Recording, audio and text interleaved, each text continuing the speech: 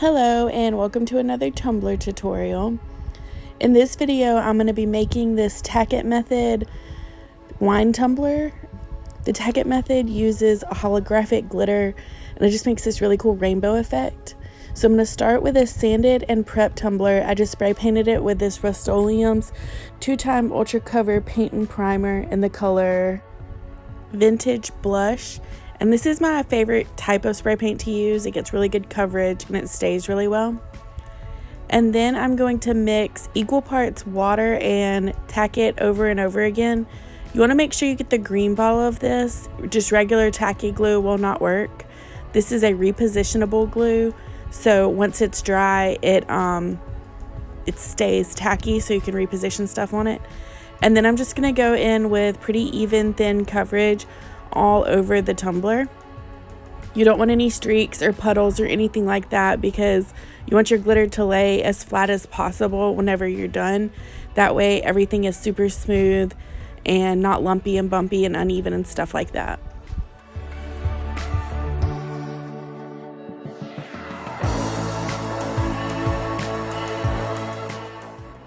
When I got the first coat completely done, I was just gonna set it and let it dry, but I'm really super impatient, so I put my heat gun to it and just heated it up and it dried super fast. As you can see, it goes on white and milky, but when it's dry it turns super transparent. You can't see it hardly at all unless the light hits it just right.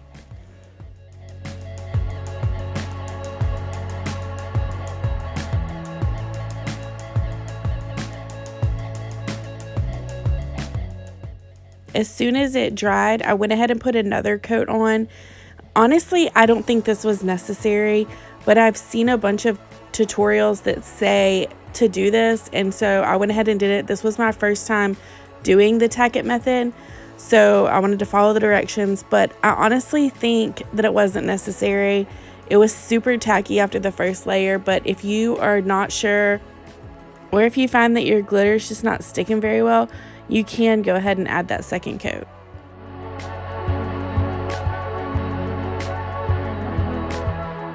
I did end up using my heat gun to dry the second layer too, but then you're just going to go straight in and put your glitter on like you would a normal tumbler. This part's pretty much exactly the same as any other glittered tumbler. You just want really super good coverage. You don't have to go super heavy-handed because you are going to be rubbing a lot of this off, so it doesn't have to be like super covered, but you don't want any gaps or anything like that. You do want to make sure everything's pretty well covered with the glitter.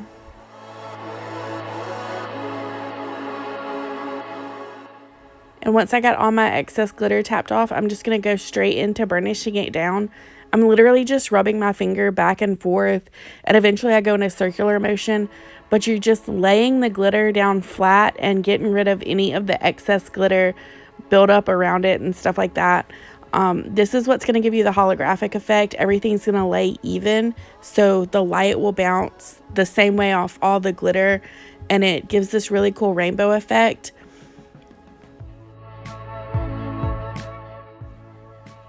It's literally just rubbing your finger, and eventually I did my whole hand over it. Most of the glitter is going to come off, like I said. Do not be alarmed. That's normal. That's what you want to happen. But the more you rub it, the flatter it lays, and then it ends up in this really cool effect on it. And I'm just taking a brush and wiping off any remaining glitter. There really wasn't very much, but I didn't want any loose pieces sticking up or anything like that, so I was just extra careful. And this is just a reminder of what it looked like before with just the regular glitter application. And this is how it turns out once you burnish it down. I absolutely love this technique, and I will be doing it for sure a bunch more in the future. After you get everything burnished down, I went straight in with my first coat of epoxy. I did not seal this glitter or anything. This is straight epoxy on the raw glitter.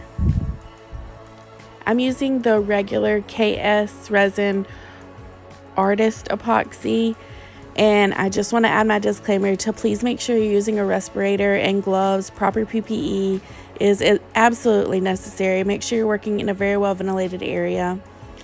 I ended up using about 10 milliliters of epoxy. It was a little much, but That's just how much I mixed up. And I'm going to torch it at the end to remove any bubbles.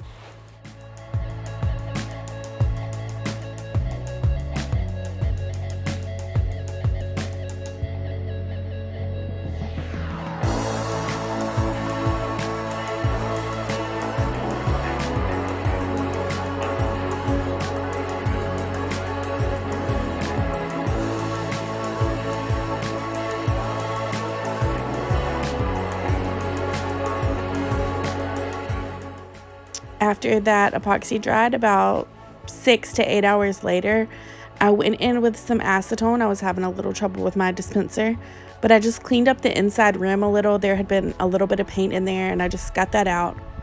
And then I'm going to sand the rim ever so lightly just to get the smallest thin line of stainless steel. This is where the final coat of epoxy will adhere to. And once I got that all cleaned off, I used some just regular masking tape to apply my decal. I kind of stuck it on my shirt and on my hand just to take the sticky out a little bit and put it on my decal. And then, like I always do, I peeled the backing of the decal away from the transfer tape so that nothing sticks to that backing paper. And then I just placed it on the cup where I thought it looked best, as even as possible, and then just burnished that down like you would a normal decal placement.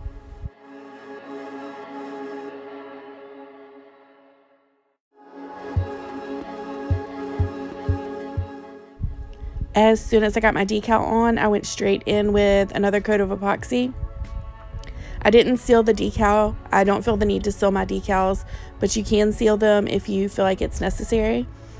I put this coat of epoxy on, and then I torched it to remove the bubbles. And then about 4 to 6 hours later, I went back and added another coat just to give this 2 top coats to make sure that it was really strong and durable and nothing was going to be out of place or uneven or anything like that.